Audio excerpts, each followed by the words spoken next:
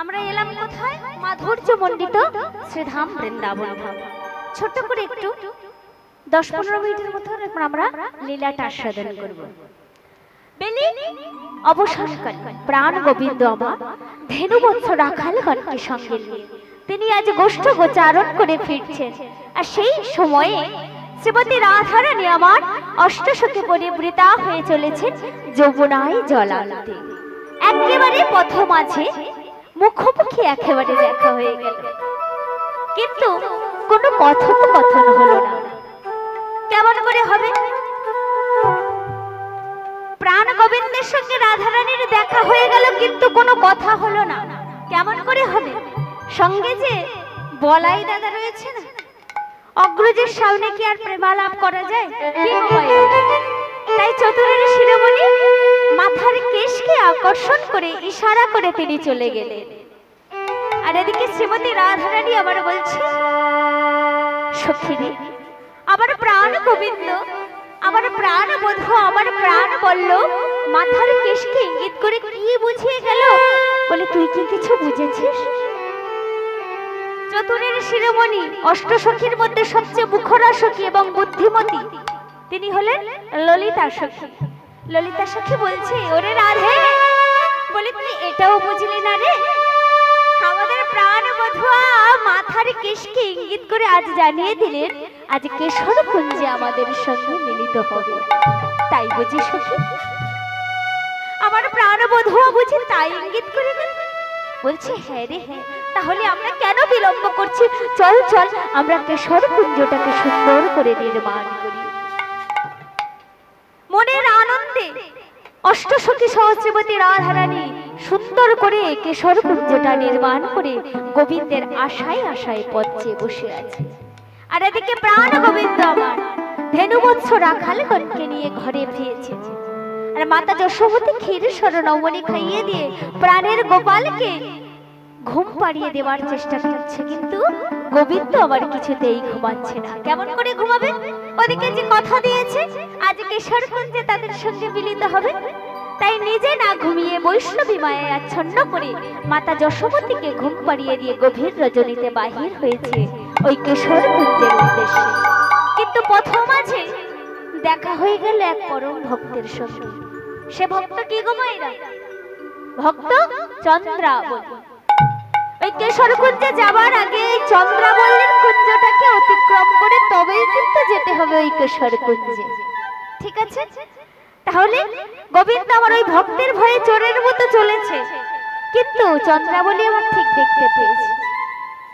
প্রাণ গোবিন্দকে দেখতে পেয়ে সযতনে টানতে টানতে নিয়ে এসেছে নিজের কুঞ্জের মধ্যে, যে সম্পদ কোনোদিন কখনো পায়নি। চন্দ্রাবলী আর গোবিন্দকে পেয়ে মনের মতো করে সেবা দিচ্ছে। এদিকে চন্দ্রাবলীর কুঞ্জে সেবা নিতে নিতে কখন যে রজনী শেষ হয়ে গিয়েছে, নিশি ভোর হয়ে গিয়েছে, প্রাণ গোবিন্দ নিজেও জানে না। চারিদিকে যখন পাখির ডাক, কোকিলের কলতান, ময়ূরের ডাক যখন শ্রবণ করেছে, গোবিন্দ আমার চমকে উঠলেন। কি হে, কি হলো চন্দ্রা? হে কি হলো? কেন হলো? আমি তো তাদের কথা দিয়েছিলাম নিশিতে আমি তাদের সঙ্গে মিলিত হব, কিন্তু এ কি হলো চন্দ্রা? আমি যে তাদের দেওয়া কথা আমি রাখতে পারলাম না। তাই গোবিন্দ আবার তাড়াতাড়ি করে ছুটতে ছুটতে চলেছে ওই কেশর কুঞ্জে। আজ মানেনি সারা রজনী গোবিন্দের জন্য অপেক্ষা করে করে যখন নিশি ভোর হয়ে গিয়েছে, কুঞ্জের সজ্জিত ফুলকে টানতে টানতে ছিঁড়ে ললিতার হস্তে দিয়ে বলছে, ললিতা, এই কুঞ্জের সমস্ত কিছু ফুল তুই গিয়ে ওই ফেলে দিয়ে এই যমুনার জলে। আজ মান আসনে উপবেশন করে রয়েছে শ্রীমতী রাধারানী। আজ কিছুতেই তার প্রাণ গোবিন্দের সঙ্গে কথা বলবে। অবগুণ্ঠনের আড়ালে নিজের বদনটিকে আবৃত করে মানিনীর মান করে আজ বসে রইলেন। এদিকে প্রাণ গোবিন্দ অপরাধের মতো এক পা দুপা করে ওই কেশর কুঞ্জের সম্মুখে এসেছে। যেই না কেশর কুঞ্জের সম্মুখে এসেছে, প্রিয় সখী ললিতা হাতটা বাঁধা দিয়ে বলছে, গোবিন্দ দাঁড়াও। কোথায় চলেছো তুমি? সারা নিশি আমাদের অপেক্ষা করিয়ে তুমি এখন কোথায় চলেছো সখী? আমি আমি স্বীকার করছি আমি অপরাধ করেছি, আমি ভুল করেছি। একটিবার তোমাদের ওই রাধারানীর কাছে আমাকে যেতে দাও। প্রাণ গোবিন্দ আমার অপরাধের মতো অবনত মস্তকে রাধারানীর কাছে এসেছে। রাধে, ও রাধে, আমি স্বীকার করছি আমি ভুল করেছি। আমার অপরাধ তুমি মার্জনা করো। আমি কথা দিলাম আমি এমন ভুল আর কোনোদিন করবো না। অপরাধী যদি কোনো অপরাধ করে নিজ মুখে স্বীকার করে তাহলে তো তাকে ক্ষমা করে দেয়া যায়। বলো, আমাকে তুমি ক্ষমা করবে না? কিন্তু মানিনি আজ কিছুতেই তার প্রাণ গোবিন্দের সঙ্গে কথা বলবে না। অবনত মস্তকে অবগুণ্ঠনে রাধারানী তার বদনটা আবৃত্ত করেছে। গোবিন্দ যখন কিছুতেই রাধারানীর মান ভাঙাতে পারল না, তখন শেষমেশ তার ধরা চূড়াখানা রাধারানীর চরণতলে রেখে শেষবারের মতো রাধারানীর কাছে মানে ভিক্ষা করছে। কেমন করে মায়েরা? হে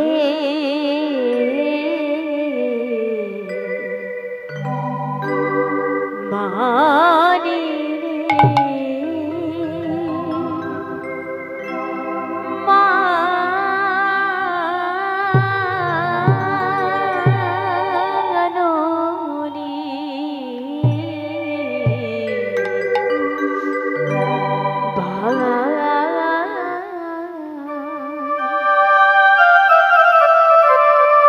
চরণ ধরে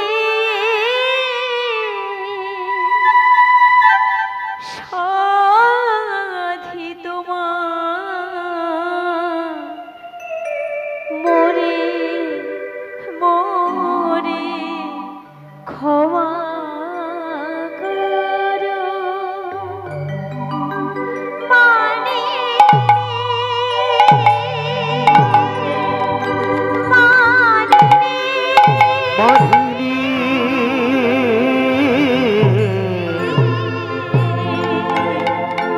মোরে ক্ষমা করো।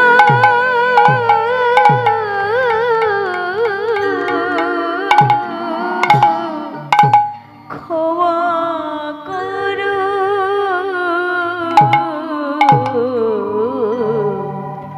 ক্ষমা করো মানিনি, ও গো মানিনি, ও গো মানিনি, মোরে ক্ষমা করো, ক্ষমা করো। স্মরণ খণ্ডন মম শিরসি মুণ্ডন মুণ্ডন দেহি পদ পল্লব মোদার, দেহি পদ পল্লব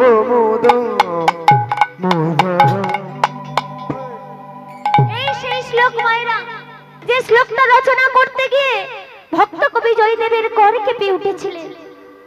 গীত গোবিন্দম রচনা করতে গিয়ে তিনি এই শ্লোকটা আর রচনা করতে পারেননি। বারে বারে রচনা করতে গিয়ে তার হাতটা কেঁপে গিয়েছিল, বলেছিল আমি পারবো না। ভক্তের চরণ কিনা আমি ভগবানের মস্তকে দিতে পারবো? কেমন করে পারবো? কিন্তু ভক্ত বাঞ্ছা যিনি বাসনা পূর্ণ করেন সেই ভগবান নিজে এসে ওই ভক্ত কবি জয়দেবের ছদ্মবেশে এই শ্লোকটা তিনি বাঁকা হস্তে তিনি নিজেই রচনা করে গেলেন আর বললেন, ওগো ভক্ত কবি জয়দেব, এই যুগে নয়, আমি যে যুগে যুগে ভক্ত চরণ বড় ভালোবাসি, আমি যে ভক্তকে বড় ভালোবাসি, আর তার থেকেও ভক্তের চরণ যে আমি ভালোবাসি। কিন্তু যখন এমন করে মান সেদেও যখন রাধারানীর মান ভাঙাতে পারল না, গোবিন্দ আমার অবনত মস্তকে চলে গেল।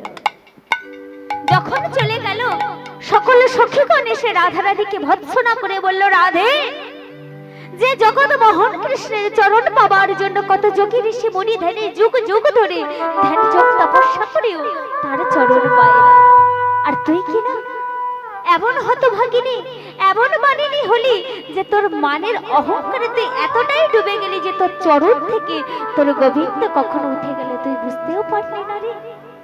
যখন এমন করে সখীগণ ভৎসনা করছে, রাধারানীর চেতনা ফিরেছে। আমি কি করেছি? যে সম্পদ আমার ছিল আমি তাকে তাড়িয়ে দিয়েছি শুধুমাত্র মানের অহংকারে।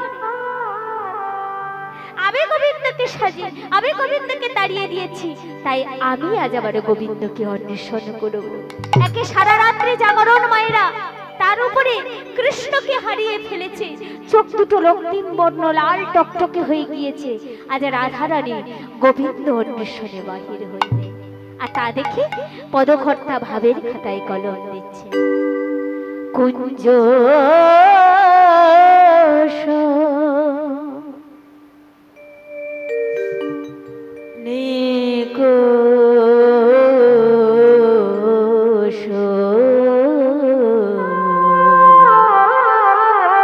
আমার মানিনী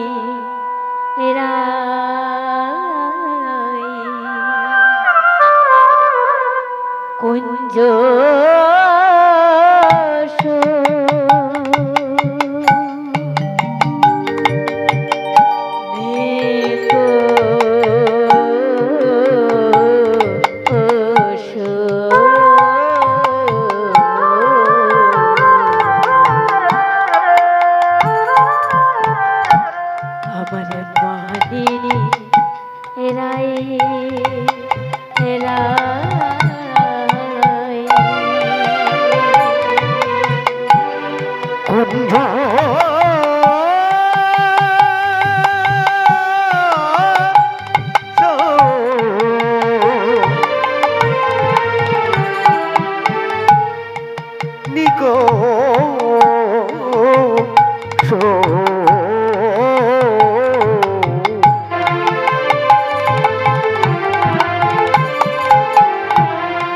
আমার মহারিরি রাই রাই রাই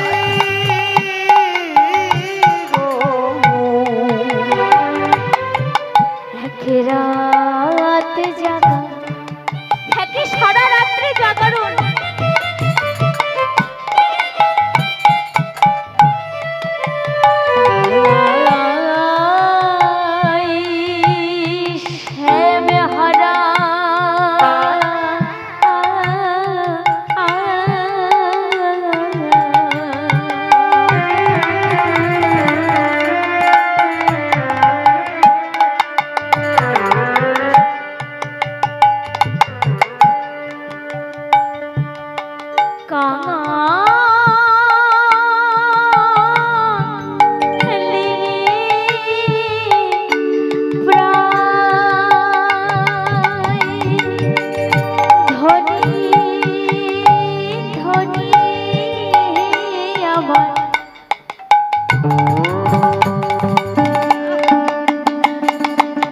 আজ সখী পরিব্যাপ্তা হয়ে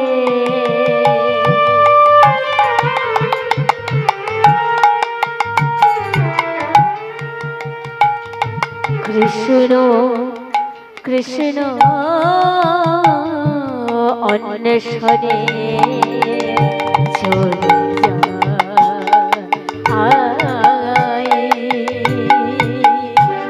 কুঞ্জ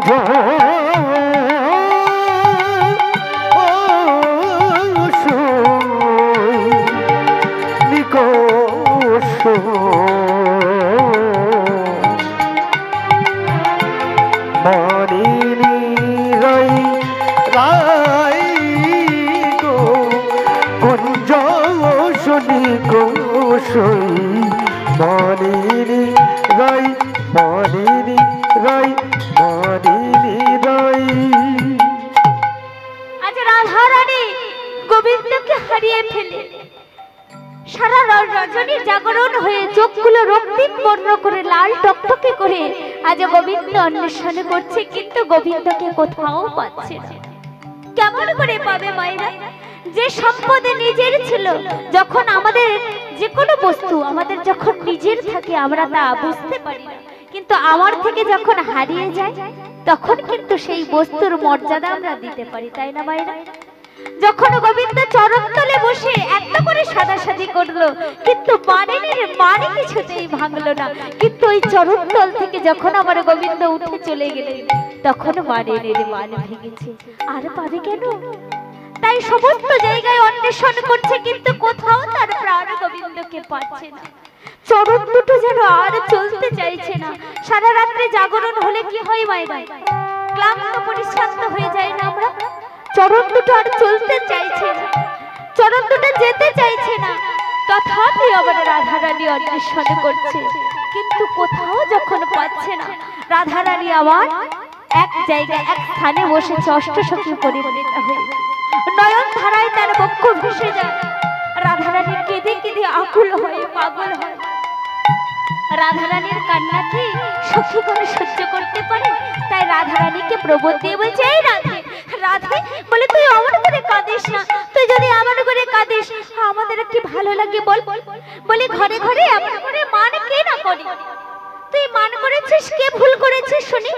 সেই তো কথা দিয়েছিল, আমরা তো বলিনি। সে মাথার কেশকে ইঙ্গিত করে কথা দিয়ে গেল আমাদের সঙ্গে কেশরপুঞ্জে মিলিত হবে, কিন্তু সেই তো কথা দিয়ে কথা রাখলো না। আর তোর মান হবে না তো কি হবে? তুই মান করেছিস, একেবারে ঠিক কাজ করেছিস। বলি নারীর মান ছাড়াটা আছেটা বাকি শুনি। আমরা হলাম প্রেমের কারিগর, অমন অমন প্রেম আমরা নীতি নীতি ভাঙি আর গড়ি। আমাদের কথা বিশ্বাস কর ও সুন্দরী। বলে তুই যদি এমন করে কাঁদতে থাকিস, তাহলে ধীরে ধীরে তো তোর রূপ লাবণ্য কমতে থাকবে। তোর রূপ লাবণ্য যদি কমতে থাকে, তোর কি ভালো লাগবে বল? আর সবাইকে জগতে আর রাধারানীকে দেখে কি কেউ বলবে রাধে সুন্দরী? কেউ তো বলবে না।